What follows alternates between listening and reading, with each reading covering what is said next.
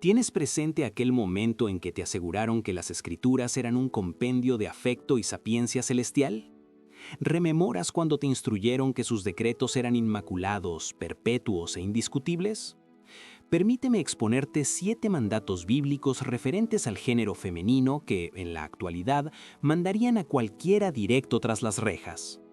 7 estatutos que, de ser ejecutados hoy día, provocarían que la policía golpeara tu puerta antes de que salga el sol. Y no obstante, durante centurias, multitudes los calificaron de santos, los protegieron con sangre y los obligaron a cumplir mediante la fuerza. Hoy te toparás con datos que jamás se mencionaron en tus clases de religión, un tema que los clérigos eluden comentar desde el altar, porque hay una falla garrafal en la narrativa de los textos sagrados. Un conflicto que Baruch Spinoza, el pensador judío expulsado de su fe en 1656, tuvo el coraje de revelar cuando nadie más se atrevía. Spinoza lo sacrificó todo en honor a la verdad. Su propia gente lo maldijo, lo desterró y lo condenó al olvido. Tuvo que redactar sus obras en la clandestinidad, consciente de que sus ideas ponían en riesgo su existencia. ¿Y qué fue lo que halló? Que las normativas bíblicas sobre las mujeres no emanaron de ninguna deidad infalible, provinieron de hombres, varones temerosos, sedientos de dominio y con una necesidad de autoridad total. Lo que estás a punto de oír no es apto para quienes optan por la comodidad de la inopia. Esto es para aquellos dispuestos a observar de frente las tinieblas de aquello que etiquetaron como divino. Porque tras conocer estos 7 preceptos, tras comprender lo que verdaderamente rezan los textos que te vendieron como palabra del Creador, te será imposible fingir desconocimiento.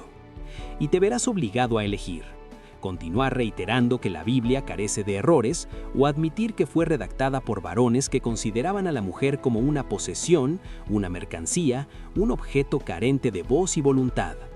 Al concluir este trayecto, percibirás la razón de ser de estas leyes, quiénes sacaron provecho de ellas por milenios y principalmente por qué la estructura religiosa combatió con tanta fiereza para evitar que las interrogaras. Porque al entender la maquinaria de control que subyace en estas reglas irracionales, al visualizar con nitidez cómo se empleó el nombre del Todopoderoso para subyugar a la mitad de la especie humana, algo se transformará en tu interior. Y ese cambio, esa emancipación de percibir la realidad tal cual es, no tiene vuelta atrás. Así que si estás preparado para quebrar el silencio, si tienes la disposición de encarar la veracidad sin importar su incomodidad, deja en los comentarios desde qué lugar nos sigues ahora. Porque no estás aislado en esta indagación. Miles de individuos alrededor del globo están abriendo los ojos ante la misma verdad que estás por desvelar. Y requerimos saber que somos multitud, que formamos una colectividad de conciencias libres que ya no toleran falacias disfrazadas de piedad. Ahora inspira profundo, porque lo que viene sacudirá los cimientos de lo que pensabas saber sobre ética, justicia y divinidad. Ámsterdam, año 1670. Un sujeto de baja estatura y salud delicada labora en mutismo mientras afuera los jerarcas religiosos buscan cualquier pretexto para callarlo de una vez por todas.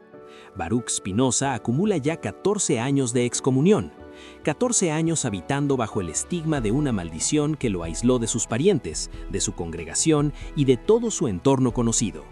Su delito: formular interrogantes, usar el raciocinio donde le indicaron que solo debía existir devoción ciega.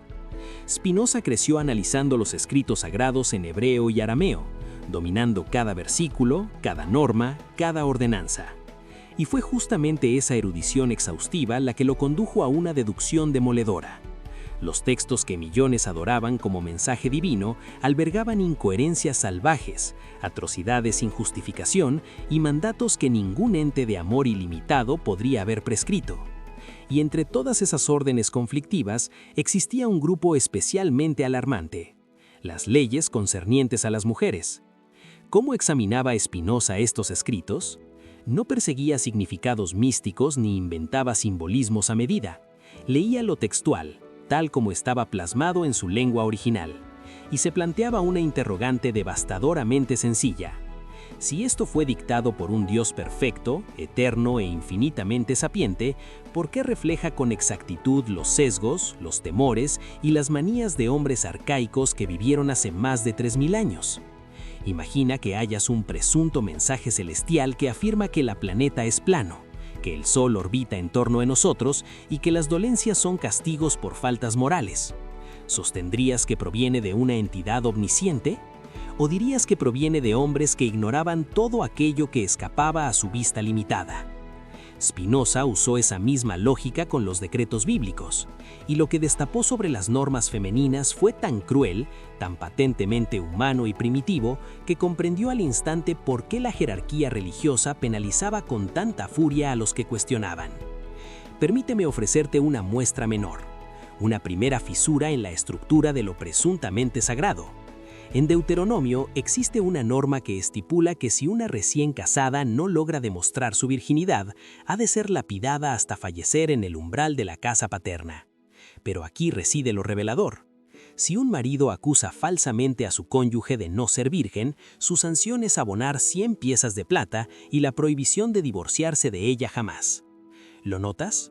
Ella es ejecutada a pedradas por algo que tal vez ni sea verdad.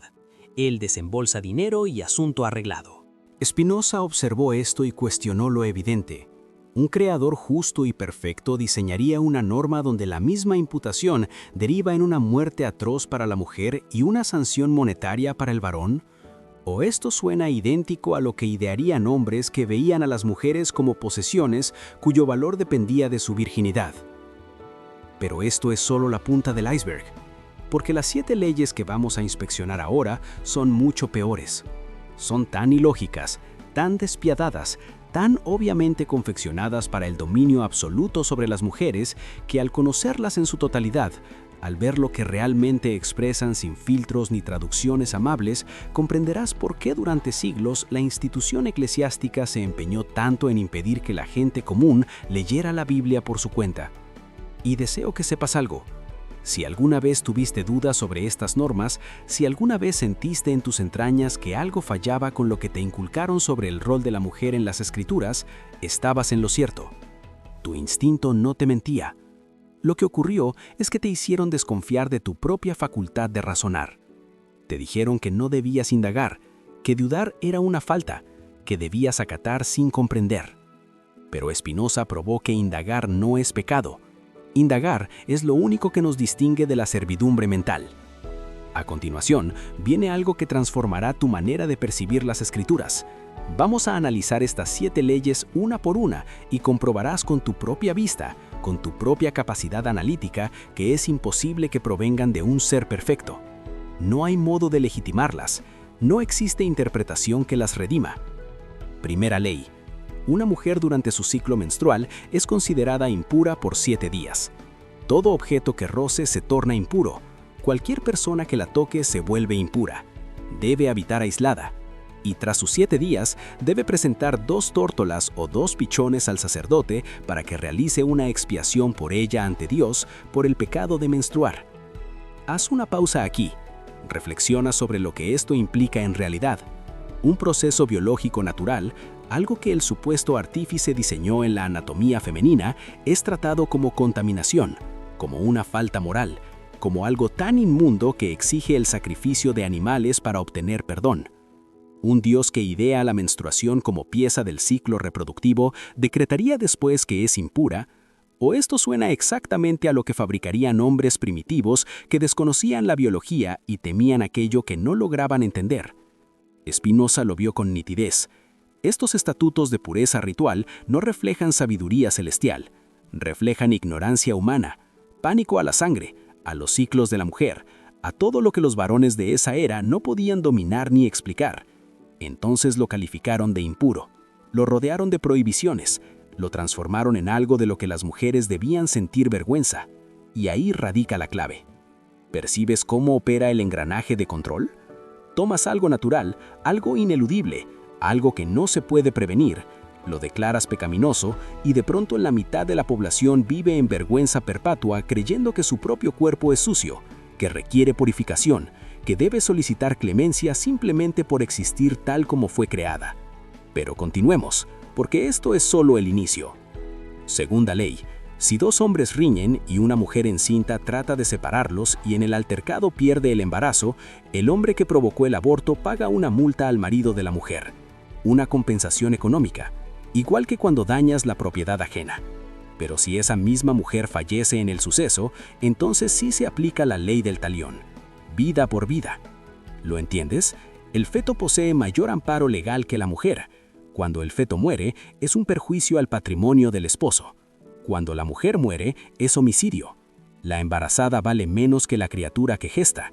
No es una persona íntegra, es un envase, una vasija, un medio para un fin. Spinoza leyó esto y formuló lo que nadie osaba preguntar.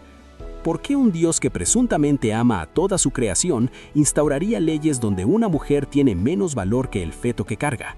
¿O por qué los hombres que redactaron estas normas consideraban a las mujeres como propiedad reproductiva de sus maridos? Y aquí surge otra capa de la verdad. Esta ley no se diseñó para proteger a las mujeres, se diseñó para salvaguardar el derecho del varón sobre su descendencia, porque en esa cultura los hijos eran riqueza, eran legado, eran la continuidad del apellido paterno. Una mujer sin descendencia carecía de valor. Una mujer que perdía un embarazo estropeaba la propiedad de su dueño. Sí, dueño, porque eso era un esposo bajo estos códigos, dueño. ¿Y sabes qué es lo peor? Durante siglos, los predicadores utilizaron precisamente estas leyes para argumentar contra los derechos femeninos, para justificar que la mujer debía someterse, obedecer y existir únicamente en función del varón, todo bajo la autoridad de denominarlo palabra de Dios. Tercera ley. Y ahora el asunto se torna verdaderamente sombrío. Si un hombre viola a una virgen que no está prometida, debe pagar 50 piezas de plata a su padre y desposarla, y jamás podrá divorciarse. Lee eso nuevamente. Un hombre abusa de una mujer, su pena es abonar dinero al padre y quedarse con la víctima para siempre. La mujer violada es obligada a casarse con su agresor, a convivir con él, a compartir su lecho, a engendrar sus hijos por el resto de su existencia. ¿Dónde reside la justicia aquí? ¿Dónde está el amor divino? ¿Dónde está el amparo para la víctima? No existe, porque esta ley no se creó para proteger a la mujer, se creó para indemnizar al padre por el deterioro de su propiedad. Una hija virgen poseía un valor de mercado. Un hombre podía venderla en matrimonio, pero una hija violada perdía esa cotización. Entonces la ley forza al violador a comprarla de todos modos.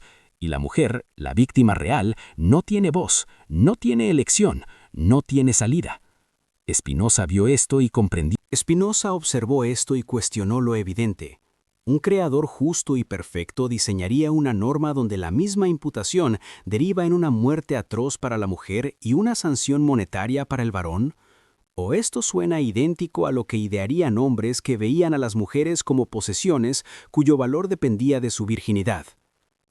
Pero esto es solo la punta del iceberg, porque las 7 leyes que vamos a inspeccionar ahora son mucho peores.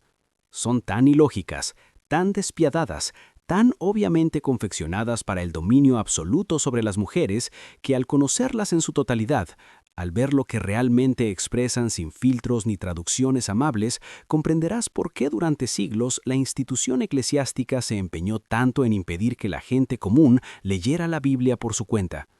Y deseo que sepas algo. Si alguna vez tuviste dudas sobre estas normas, si alguna vez sentiste en tus entrañas que algo fallaba con lo que te inculcaron sobre el rol de la mujer en las Escrituras, estabas en lo cierto. Tu instinto no te mentía. Lo que ocurrió es que te hicieron desconfiar de tu propia facultad de razonar.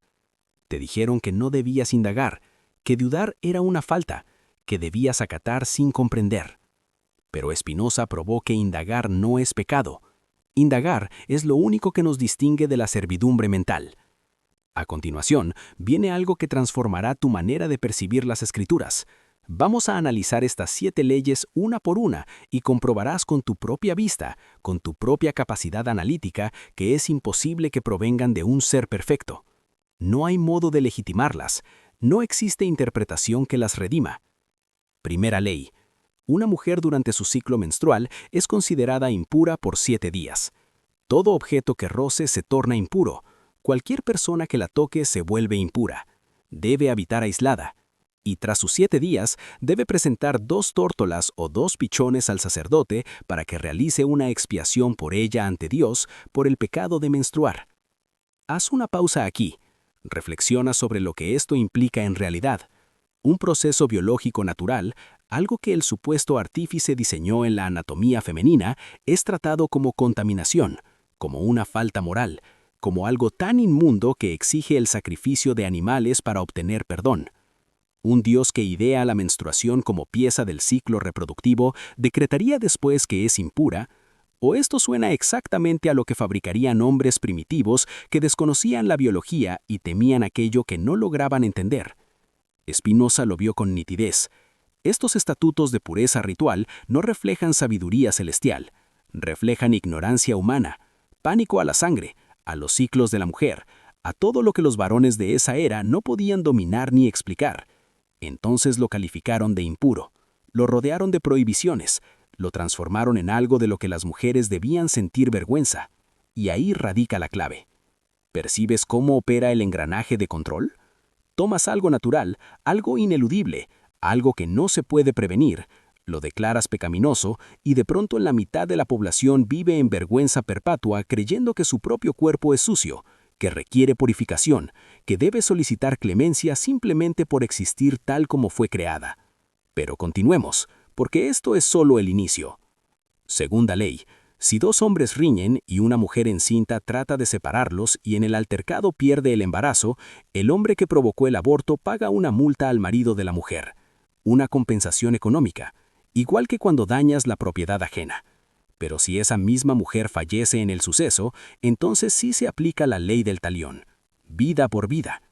¿Lo entiendes? El feto posee mayor amparo legal que la mujer. Cuando el feto muere, es un perjuicio al patrimonio del esposo. Cuando la mujer muere, es homicidio. La embarazada vale menos que la criatura que gesta. No es una persona íntegra, es un envase, una vasija, un medio para un fin. Spinoza leyó esto y formuló lo que nadie osaba preguntar. ¿Por qué un Dios que presuntamente ama a toda su creación instauraría leyes donde una mujer tiene menos valor que el feto que carga? ¿O por qué los hombres que redactaron estas normas consideraban a las mujeres como propiedad reproductiva de sus maridos? Y aquí surge otra capa de la verdad. Esta ley no se diseñó para proteger a las mujeres. Pero aquí está la trampa perfecta. Si una mujer cuestiona esta norma, si manifiesta que quiere enseñar, liderar y tener voz, se le acusa de rebeldía contra Dios. Se le dice que está actuando como Eva, dejándose engañar de nuevo. El sistema se blinda a sí mismo. Crea las reglas y luego castiga a quien las duda usando las mismas reglas como justificación. Durante 2000 años, esta ley amordazó a millones de mujeres. Les negó educación, les prohibió el púlpito, les cerró el acceso al liderazgo religioso. Todo porque un hombre del siglo I escribió que las mujeres deben callar. Y millones llamaron a eso inspiración divina. Quinta ley. Y ahora ingresamos en un terreno de pesadilla. Si un hombre sospecha que su esposa le ha sido infiel, pero carece de pruebas, puede llevarla ante el sacerdote. El sacerdote le dará a beber agua mezclada con polvo del suelo del tabernáculo y maldiciones escritas. Si es culpable, el agua provocará que su vientre se hinche y sus muslos se pudran. Si es inocente, no ocurrirá nada. Esto es real. Está en Números, capítulo 5. Se denomina la prueba de las aguas amargas, y es uno de los rituales más brutales e irracionales de toda la Biblia. Analicemos esto con la lógica que Spinoza aplicaría. Un hombre sospecha de adulterio. No tiene evidencia, solo sospechas, celos, paranoia. Entonces puede forzar a su esposa a ingerir un brebaje que supuestamente la maldecirá si mintió. ¿Y cómo verificamos si funcionó? Si enferma, era culpable. Si no enferma, era inocente. ¿Ves el problema? Esto no prueba nada, es tortura psicológica. Es un placebo que opera mediante la sugestión y el pánico. Si la mujer enferma después, puede ser por 1000 motivos, pero será declarada culpable, y el castigo por adulterio era la muerte. Si no enferma, vivirá bajo la sombra eterna de la duda, porque el esposo nunca tuvo que probar nada para someterla a esto. Y aquí está la parte que Spinoza señaló con claridad devastadora. No existe una prueba equivalente para el hombre. Si una mujer sospecha que su esposo le es infiel, no puede arrastrarlo ante el sacerdote, no puede obligarlo a beber agua maldita. La ley es totalmente unilateral. Solo el hombre detenta este poder. Solo la mujer puede ser sometida a esta degradación. ¿Por qué? porque estas leyes no fueron diseñadas por un Dios justo, fueron diseñadas por hombres obsesionados con controlar la sexualidad femenina, con garantizar la paternidad de sus hijos, con tener poder absoluto sobre sus esposas, y llamaron a esto ley divina para que nadie pudiera objetarlo. Piensa en el terror psicológico de esto. Una mujer viviendo con un esposo celoso, paranoico y controlador. Él puede en cualquier instante, por simple sospecha, sin evidencia alguna, llevarla a este ritual público de humillación. Y si ella protesta, si se niega, eso mismo será tomado como prueba de culpa. El sistema está diseñado para que no pueda ganar, para que viva en miedo constante, para que sea absolutamente sumisa. Sexta ley. Una mujer capturada en combate puede ser tomada como esposa. El soldado que la presa la lleva a su hogar, le rapa la cabeza, le corta las uñas y le quita sus vestiduras. Ella llora a sus padres fallecidos durante un mes. Tras eso, él puede acostarse con ella. Si más tarde no le agrada, puede dejarla ir, pero no puede venderla como esclava porque ya la ha deshonrado. Lee esto con atención. Esta es una ley sobre la violación sistemática de prisioneras de guerra, disfrazada de matrimonio con un mes de luto forzoso como si eso fuese compasión. Una mujer acaba de presenciar la muerte de su familia, su pueblo fue conquistado, ella fue capturada, un soldado extranjero la toma como trofeo, la lleva a su casa, la despoja de toda dignidad, la hace llorar en soledad durante 30 días y luego la viola, porque eso es lo que es. Ella no tiene opción, no hay consentimiento, es una prisionera de guerra siendo usada sexualmente por su captor, y la ley lo autoriza, lo regula, le impone condiciones mínimas como si eso lo hiciera moral. Espera un mes, no la vendas después si te cansas de ella, pequeñas concesiones que no alteran la naturaleza brutal de lo que está sucediendo, violación institucionalizada, esclavitud sexual con certificado nupcial. Spinoza miró esta ley y vio exactamente lo que es. El botín de guerra incluía mujeres, y las leyes bíblicas no prohibieron esta práctica, la regularon, la oficializaron, la bendijeron con lenguaje de matrimonio y ritual. Convirtieron el crimen en ceremonia. ¿Un Dios de justicia perfecta crearía una ley que permite a soldados victoriosos tomar mujeres capturadas como esposas forzadas? ¿O esto es exactamente lo que harían hombres en una cultura militar donde las mujeres del enemigo eran consideradas propiedad legítima del conquistador? Y no estamos hablando de metáforas aquí, no estamos hablando de alegorías. Esta es una ley literal, con instrucciones específicas, que fue aplicada, que causó sufrimiento real a mujeres reales durante siglos de guerras tribales en el Medio Oriente antiguo. Séptima ley. Y esta es quizá la más reveladora de todas. Si un hombre muere sin descendencia, su hermano debe casarse con la viuda y tener hijos con ella. El primer hijo será considerado hijo del difunto para preservar su nombre. Si el hermano se rehúsa, la viuda puede humillarlo públicamente quitándole la sandalia y escupiéndole en el rostro. Esto se llama matrimonio levirato y está diseñado con un solo propósito: preservar el linaje masculino. La mujer es solo el vientre que va a producir el heredero necesario. No importa si quiere casarse con el cuñado, no importa si lo ama o lo detesta. Su función es dar un hijo que lleve el nombre del esposo muerto. El hermano tampoco tiene mucha opción. Está obligado. Si se niega, es humillado públicamente, pero al menos él tiene la opción de negarse. La mujer no. Si el hermano acepta, ella debe acostarse con él. No hay discusión. Es su deber legal y religioso. Spinoza observó esta ley y preguntó algo devastador. ¿Dónde está la mujer como persona en todo esto? ¿Dónde están sus sentimientos, sus deseos, su derecho a decidir con quién partir su cuerpo?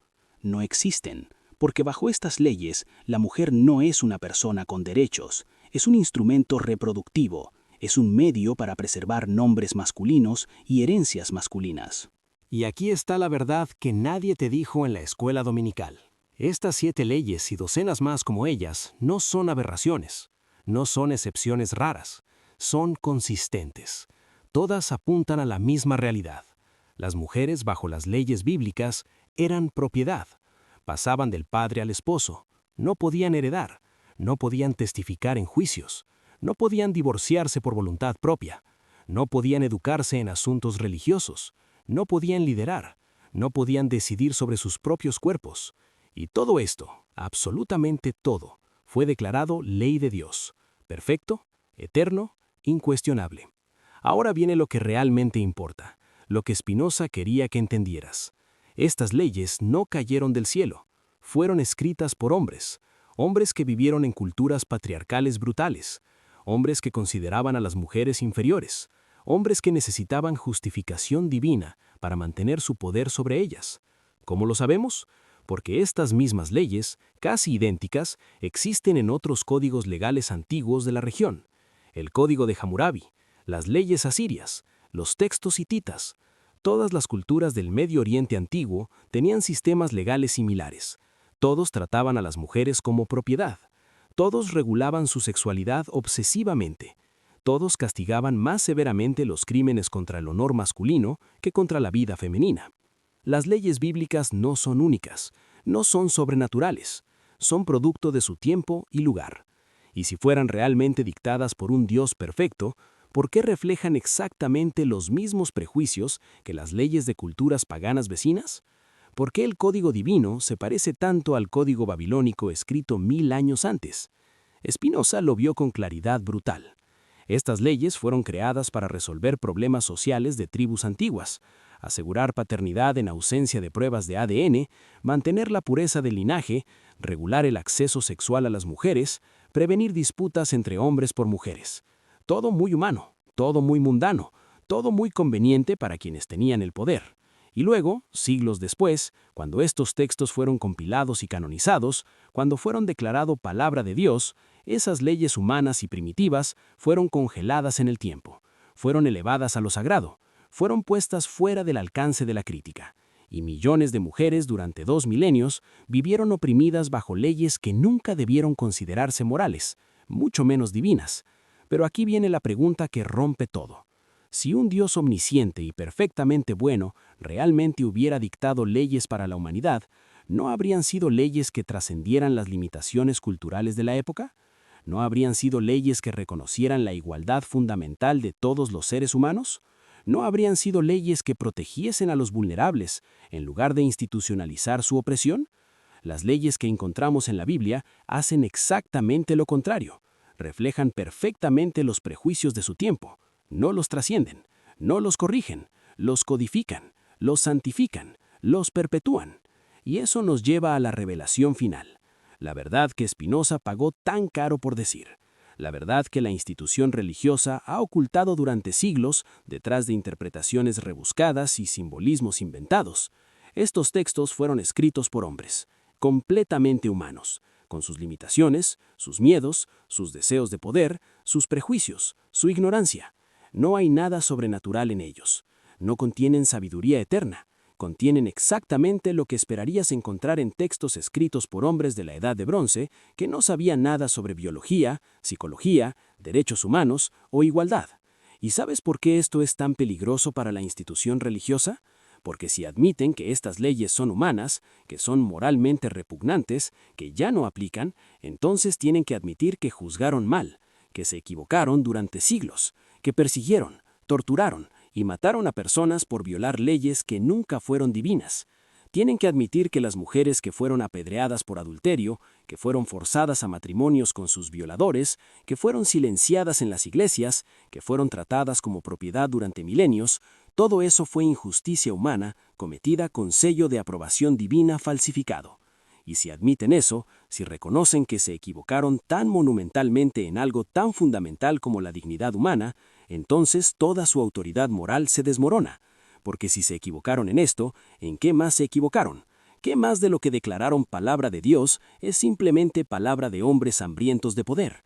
Por eso lucharon tan ferozmente contra Spinoza, por eso lo excomulgaron, por eso quemaron sus libros. Por eso, durante siglos, la Iglesia prohibió a la gente común leer la Biblia por sí misma, porque sabían, siempre supieron, que si las personas realmente leían estos textos con ojos críticos, si realmente aplicaban su razón en lugar de solo su fe blienda, verían exactamente lo que Spinoza vio, que estas leyes son monstruosas, que ningún Dios bueno las habría ordenado, que fueron creadas por hombres para controlar a las mujeres y que la institución religiosa las defendió durante siglos no porque fueran verdaderas, sino porque le daban poder.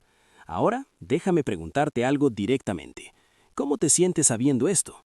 ¿Cómo te sientes al descubrir que las leyes que te presentaron como perfectas incluyen permiso para violar prisioneras de guerra, para casar a mujeres con sus violadores, para humillar públicamente a esposas ante sospechas sin evidencia? Si sientes rabia, es válido. Si sientes traición, es comprensible. Si sientes que te mintieron toda la vida, tienes razón. Te mintieron, no sobre si existe o no un Dios. Eso es otro tema. Te mintieron sobre la perfección de estos textos. Te mintieron sobre su origen divino. Te mintieron sobre la moralidad de leyes que hoy enviarían a alguien a prisión. Pero aquí viene algo importante, algo que Spinoza quería que entendieras más que nada. Rechazar estos textos como palabra divina no significa rechazar la espiritualidad, no significa rechazar la búsqueda de verdad, no significa convertirte en alguien sin moral o sin principios, significa exactamente lo contrario.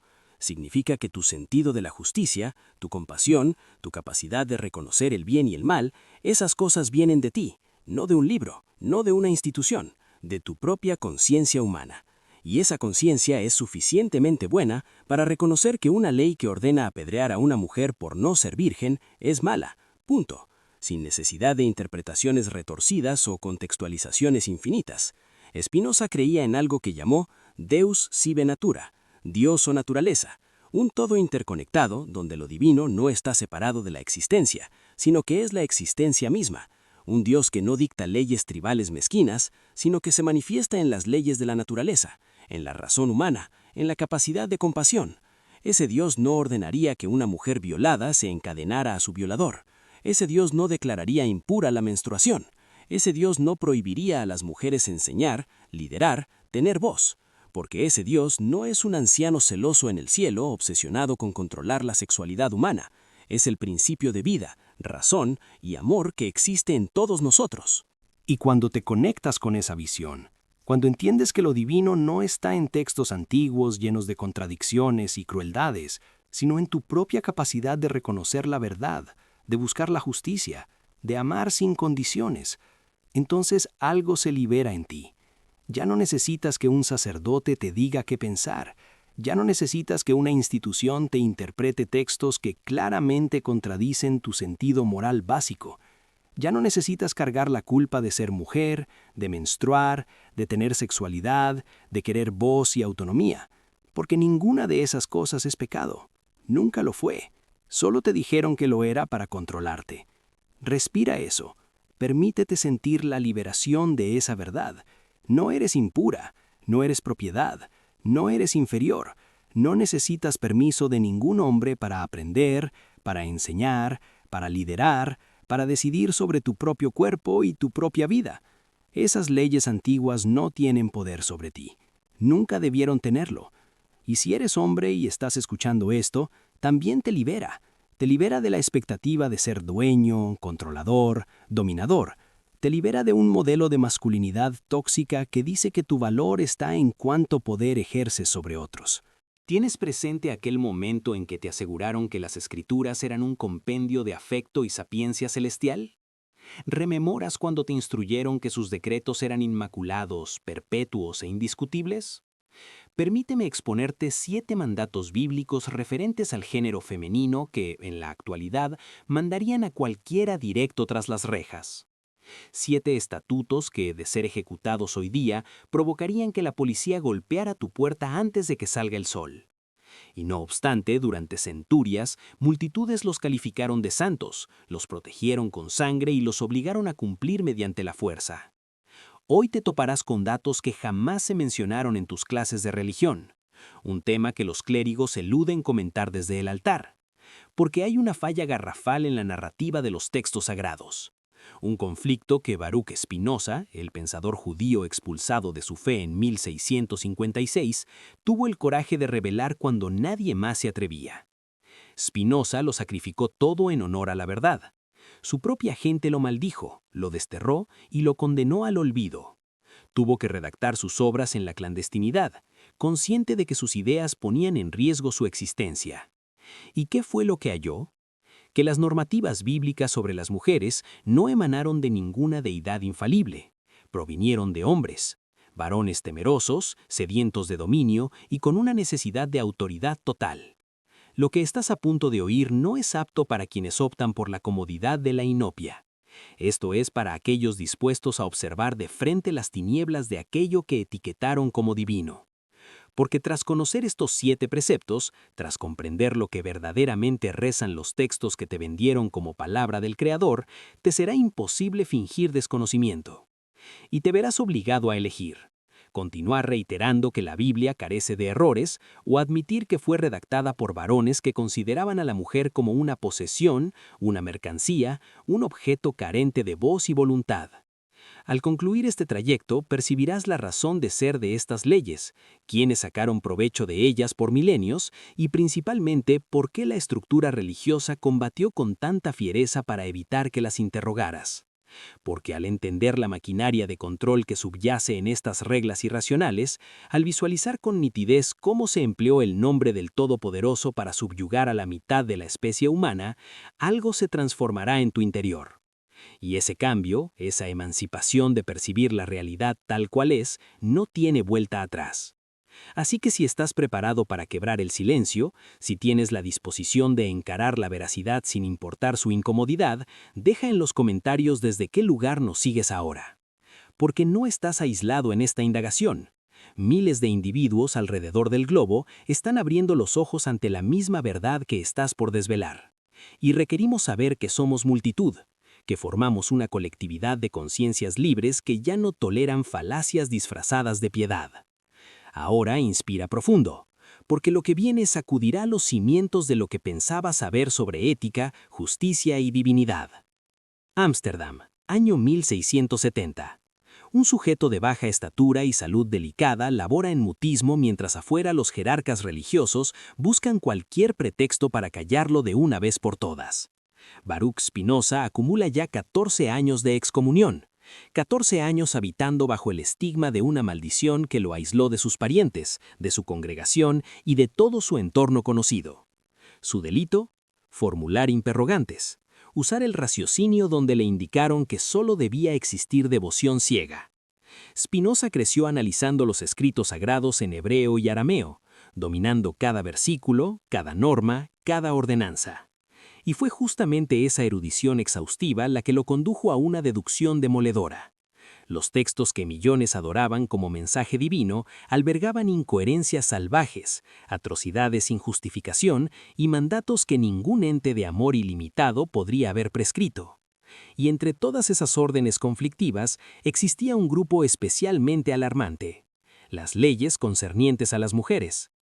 ¿Cómo examinaba Spinoza estos escritos? No perseguía significados místicos ni inventaba simbolismos a medida. Leía lo textual, tal como estaba plasmado en su lengua original, y se planteaba una interrogante devastadoramente sencilla. Si esto fue dictado por un Dios perfecto, eterno e infinitamente sapiente, ¿por qué refleja con exactitud los sesgos, los temores y las manías de hombres arcaicos que vivieron hace más de 3000 años? Imagina que hayas un presunto mensaje celestial que afirma que la planeta es plano, que el Sol orbita en torno de nosotros y que las dolencias son castigos por faltas morales. ¿Sostendrías que proviene de una entidad omnisciente? ¿O dirías que proviene de hombres que ignoraban todo aquello que escapaba a su vista limitada?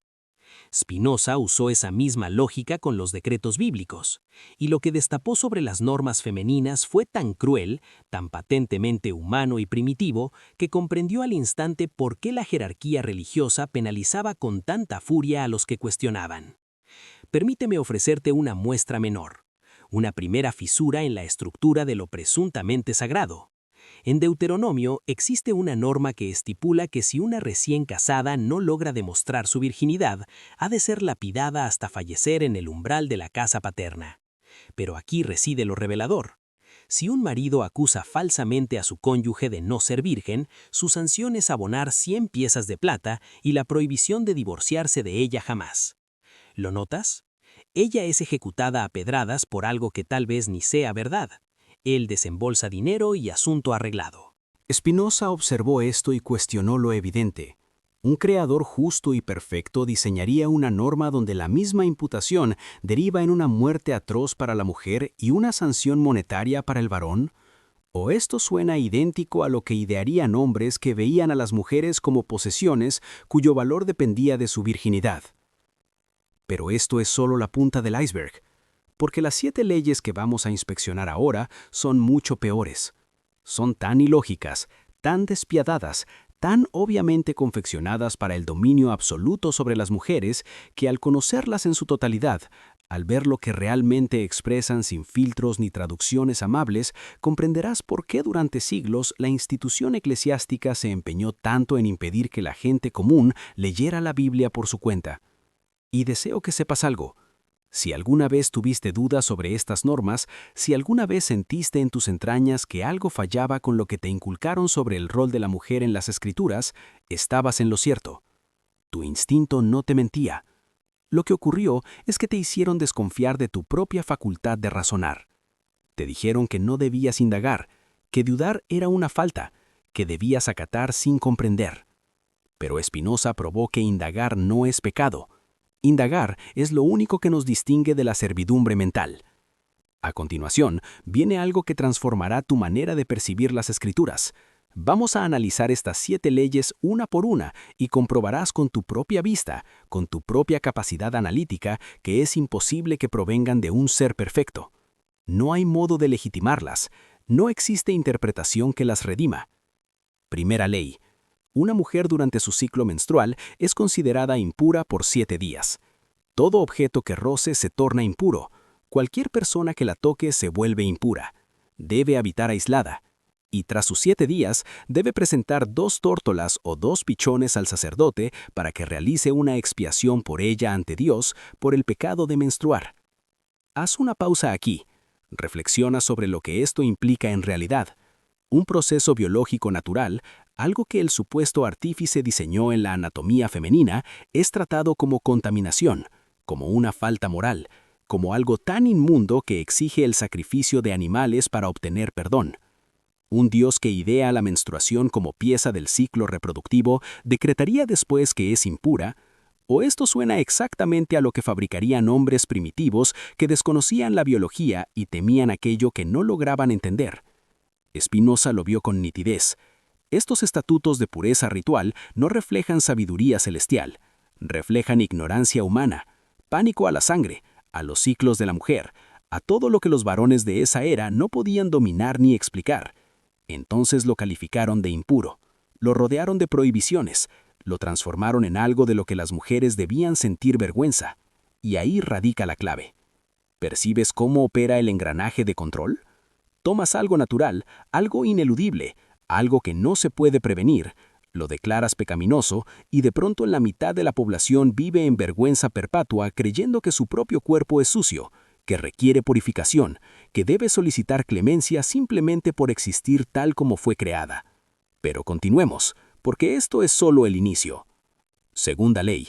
Si 2 hombres riñen y una mujer encinta trata de separarlos y en el altercado pierde el embarazo, el hombre que provocó el aborto paga una multa al marido de la mujer, una compensación económica, igual que cuando dañas la propiedad ajena. Pero si esa misma mujer fallece en el suceso, entonces sí se aplica la ley del talión, vida por vida. ¿Lo entiendes? El feto posee mayor amparo legal que la mujer. Cuando el feto muere, es un perjuicio al patrimonio del esposo. Cuando la mujer muere, es homicidio. La embarazada vale menos que la criatura que gesta. No es una persona íntegra, es un envase, una vasija, un medio para un fin. Spinoza leyó esto y formuló lo que nadie osaba preguntar. ¿Por qué un Dios que presuntamente ama a toda su creación instauraría leyes donde una mujer tiene menos valor que el feto que carga? ¿O por qué los hombres que redactaron estas normas consideraban a las mujeres como propiedad reproductiva de sus maridos? Y aquí surge otra capa de la verdad. Esta ley no se diseñó para proteger a las mujeres, se diseñó para salvaguardar el derecho del varón sobre su descendencia, porque en esa cultura los hijos eran riqueza, eran legado, eran la continuidad del apellido paterno. Una mujer sin descendencia carecía de valor. Una mujer que perdía un embarazo estropeaba la propiedad de su dueño.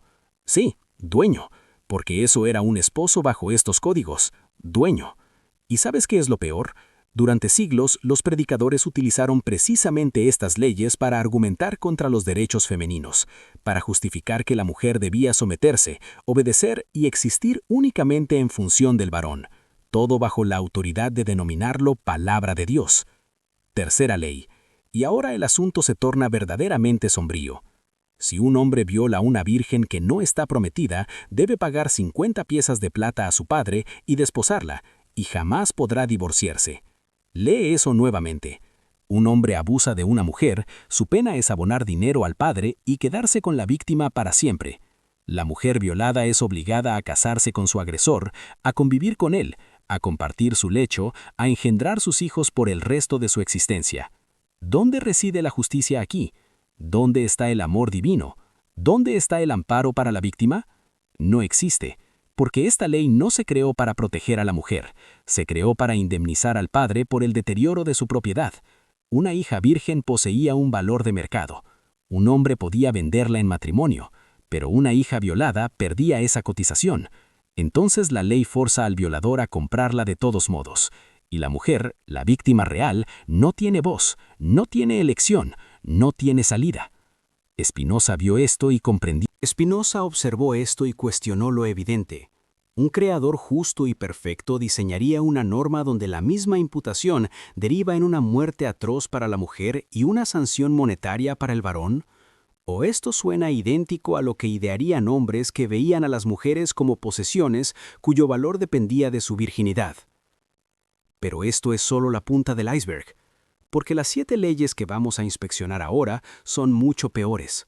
Son tan ilógicas, tan despiadadas, tan obviamente confeccionadas para el dominio absoluto sobre las mujeres, que al conocerlas en su totalidad, al ver lo que realmente expresan sin filtros ni traducciones amables, comprenderás por qué durante siglos la institución eclesiástica se empeñó tanto en impedir que la gente común leyera la Biblia por su cuenta.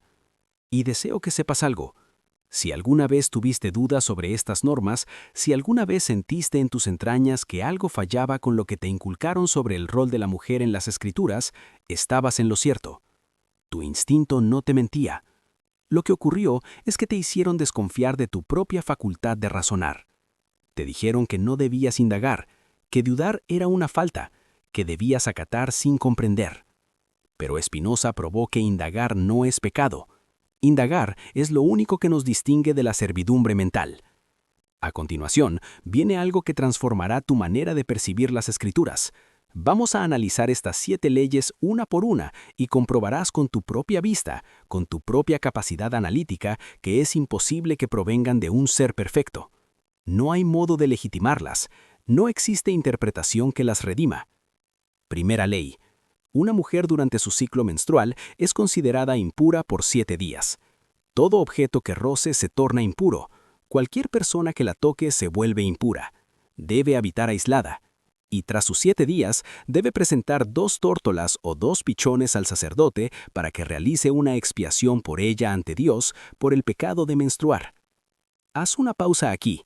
Reflexiona sobre lo que esto implica en realidad. Un proceso biológico natural, algo que el supuesto artífice diseñó en la anatomía femenina, es tratado como contaminación, como una falta moral, como algo tan inmundo que exige el sacrificio de animales para obtener perdón. Un Dios que idea la menstruación como pieza del ciclo reproductivo decretaría después que es impura. ¿O esto suena exactamente a lo que fabricarían hombres primitivos que desconocían la biología y temían aquello que no lograban entender? Spinoza lo vio con nitidez. Estos estatutos de pureza ritual no reflejan sabiduría celestial, reflejan ignorancia humana, pánico a la sangre, a los ciclos de la mujer, a todo lo que los varones de esa era no podían dominar ni explicar. Entonces lo calificaron de impuro, lo rodearon de prohibiciones, lo transformaron en algo de lo que las mujeres debían sentir vergüenza. Y ahí radica la clave. ¿Percibes cómo opera el engranaje de control? Tomas algo natural, algo ineludible, algo que no se puede prevenir, lo declaras pecaminoso y de pronto en la mitad de la población vive en vergüenza perpetua creyendo que su propio cuerpo es sucio, que requiere purificación, que debe solicitar clemencia simplemente por existir tal como fue creada. Pero continuemos, porque esto es solo el inicio. Segunda ley. Si dos hombres riñen y una mujer encinta trata de separarlos y en el altercado pierde el embarazo, el hombre que provocó el aborto paga una multa al marido de la mujer, una compensación económica, igual que cuando dañas la propiedad ajena. Pero si esa misma mujer fallece en el suceso, entonces sí se aplica la ley del talión, vida por vida. ¿Lo entiendes? El feto posee mayor amparo legal que la mujer. Cuando el feto muere, es un perjuicio al patrimonio del esposo. Cuando la mujer muere, es homicidio. La embarazada vale menos que la criatura que gesta. No es una persona íntegra, es un envase, una vasija, un medio para un fin. Spinoza leyó esto y formuló lo que nadie osaba preguntar. ¿Por qué un Dios que presuntamente ama a toda su creación instauraría leyes donde una mujer tiene menos valor que el feto que carga? ¿O por qué los hombres que redactaron estas normas consideraban a las mujeres como propiedad reproductiva de sus maridos? Y aquí surge otra capa de la verdad. Esta ley no se diseñó para proteger a las mujeres. Pero aquí está la trampa perfecta. Si una mujer cuestiona esta norma, si manifiesta que quiere enseñar, liderar y tener voz, se le acusa de rebeldía contra Dios. Se le dice que está actuando como Eva, dejándose engañar de nuevo. El sistema se blinda a sí mismo, crea las reglas y luego castiga a quien las duda usando las mismas reglas como justificación. Durante 2000 años, esta ley amordazó a millones de mujeres, les negó educación, les prohibió el púlpito, les cerró el acceso al liderazgo religioso, todo porque un hombre del siglo I escribió que las mujeres deben callar, y millones llamaron a eso inspiración divina. Quinta ley, y ahora ingresamos en un terreno de pesadilla. Si un hombre sospecha que su esposa le ha sido infiel, pero carece de pruebas, puede llevarla ante el sacerdote. El sacerdote le dará a beber agua mezclada con polvo del suelo del tabernáculo y maldiciones escritas. Si es culpable, el agua provocará que su vientre se hinche y sus muslos se pudran. Si es inocente, no ocurrirá nada.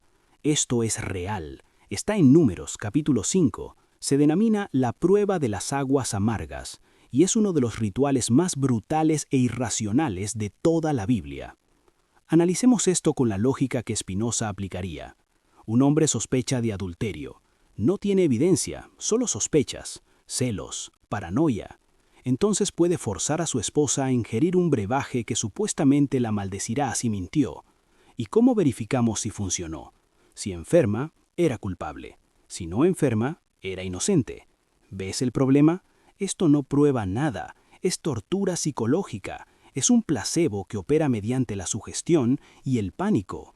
Si la mujer enferma después, puede ser por 1000 motivos, pero será declarada culpable, y el castigo por adulterio era la muerte. Si no enferma, vivirá bajo la sombra eterna de la duda, porque el esposo nunca tuvo que probar nada para someterla a esto. Y aquí está la parte que Spinoza señaló con claridad devastadora.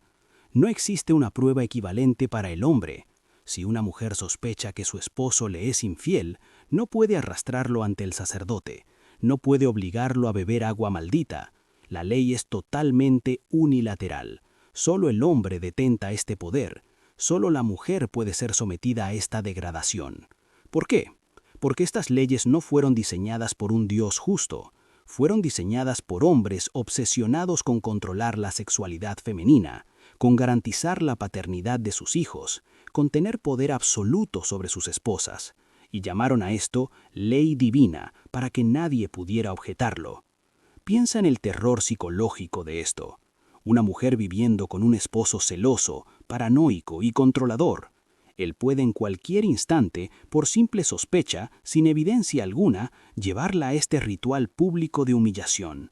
Y si ella protesta, si se niega, eso mismo será tomado como prueba de culpa. El sistema está diseñado para que no pueda ganar, para que viva en miedo constante, para que sea absolutamente sumisa. Sexta ley. Una mujer capturada en combate puede ser tomada como esposa.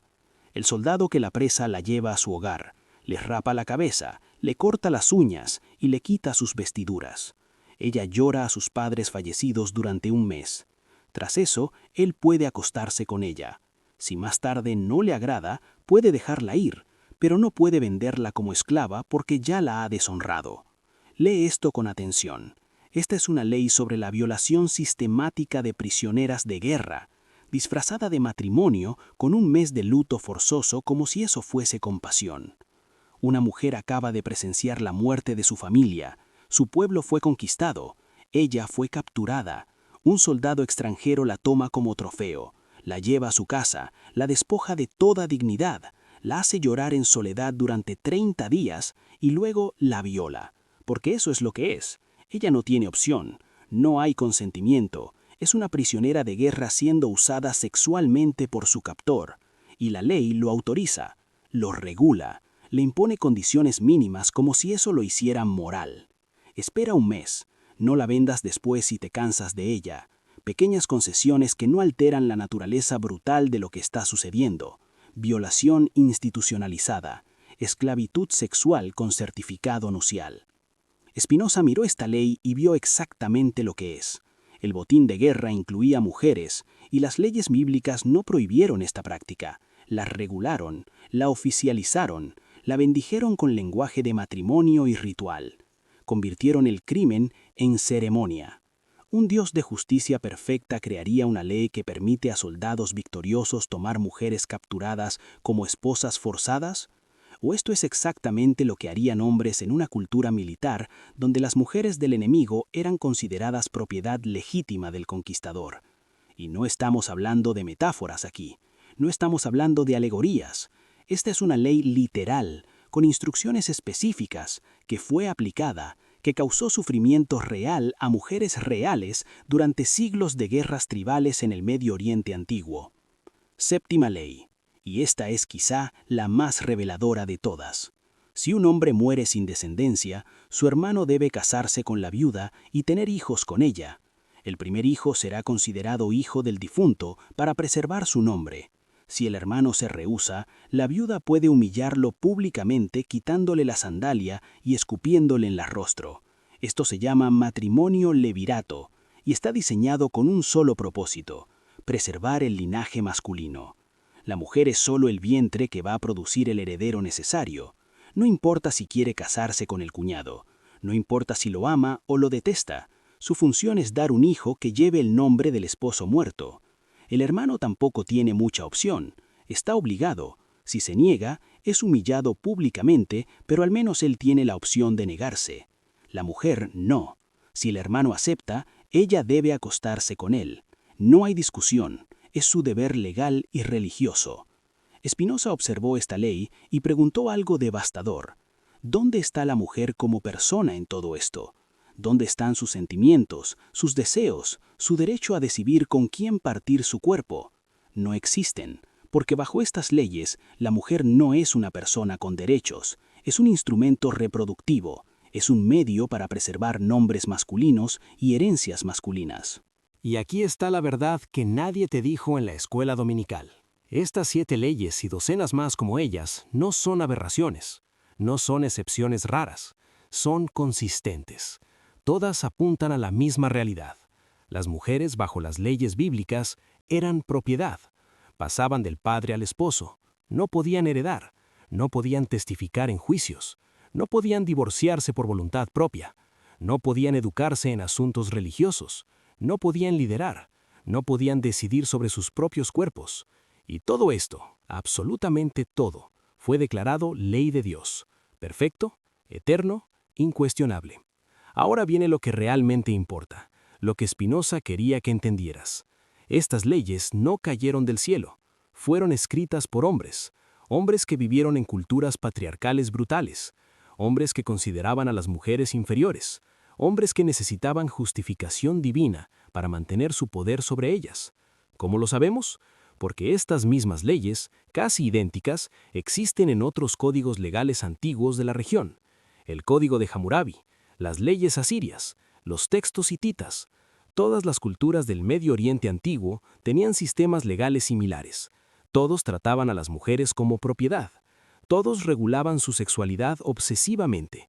Todos castigaban más severamente los crímenes contra el honor masculino que contra la vida femenina.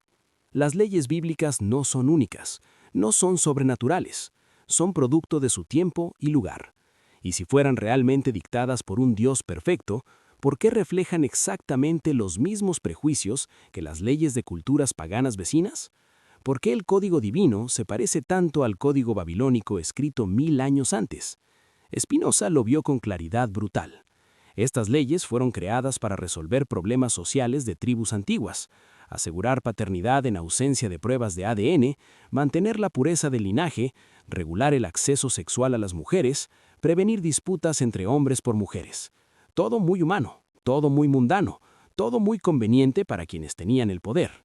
Y luego, siglos después, cuando estos textos fueron compilados y canonizados, cuando fueron declarados palabra de Dios, esas leyes humanas y primitivas fueron congeladas en el tiempo, fueron elevadas a lo sagrado, fueron puestas fuera del alcance de la crítica, y millones de mujeres durante 2 milenios vivieron oprimidas bajo leyes que nunca debieron considerarse morales, mucho menos divinas. Pero aquí viene la pregunta que rompe todo. Si un Dios omnisciente y perfectamente bueno realmente hubiera dictado leyes para la humanidad, ¿no habrían sido leyes que trascendieran las limitaciones culturales de la época? ¿No habrían sido leyes que reconocieran la igualdad fundamental de todos los seres humanos? ¿No habrían sido leyes que protegiesen a los vulnerables en lugar de institucionalizar su opresión? Las leyes que encontramos en la Biblia hacen exactamente lo contrario. Reflejan perfectamente los prejuicios de su tiempo. No los trascienden, no los corrigen, los codifican, los santifican, los perpetúan. Y eso nos lleva a la revelación final. La verdad que Spinoza pagó tan caro por decir. La verdad que la institución religiosa ha ocultado durante siglos detrás de interpretaciones rebuscadas y simbolismos inventados. Estos textos fueron escritos por hombres, completamente humanos, con sus limitaciones, sus miedos, sus deseos de poder, sus prejuicios, su ignorancia. No hay nada sobrenatural en ellos. No contienen sabiduría eterna. Contienen exactamente lo que esperarías encontrar en textos escritos por hombres de la Edad de Bronce que no sabían nada sobre biología, psicología, derechos humanos o igualdad. ¿Y sabes por qué esto es tan peligroso para la institución religiosa? Porque si admiten que estas leyes son humanas, que son moralmente repugnantes, que ya no aplican, entonces tienen que admitir que juzgaron mal, que se equivocaron durante siglos, que persiguieron, torturaron y mataron a personas por violar leyes que nunca fueron divinas.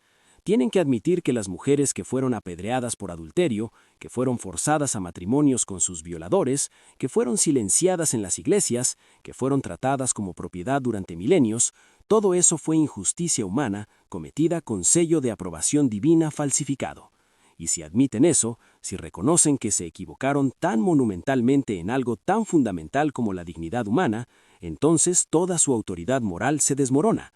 Porque si se equivocaron en esto, ¿en qué más se equivocaron? ¿Qué más de lo que declararon palabra de Dios es simplemente palabra de hombres hambrientos de poder? Por eso lucharon tan ferozmente contra Spinoza, por eso lo excomulgaron, por eso quemaron sus libros. Por eso, durante siglos, la Iglesia prohibió a la gente común leer la Biblia por sí misma, porque sabían, siempre supieron, que si las personas realmente leían estos textos con ojos críticos, si realmente aplicaban su razón en lugar de solo su fe blienda, verían exactamente lo que Spinoza vio, que estas leyes son monstruosas, que ningún Dios bueno las habría ordenado, que fueron creadas por hombres para controlar a las mujeres y que la institución religiosa las defendió durante siglos no porque fueran verdaderas, sino porque le daban poder. Ahora, déjame preguntarte algo directamente. ¿Cómo te sientes sabiendo esto? ¿Cómo te sientes al descubrir que las leyes que te presentaron como perfectas incluyen permiso para violar prisioneras de guerra, para casar a mujeres con sus violadores, para humillar públicamente a esposas ante sospechas sin evidencia? Si sientes rabia, es válido. Si sientes traición, es comprensible. Si sientes que te mintieron toda la vida, tienes razón.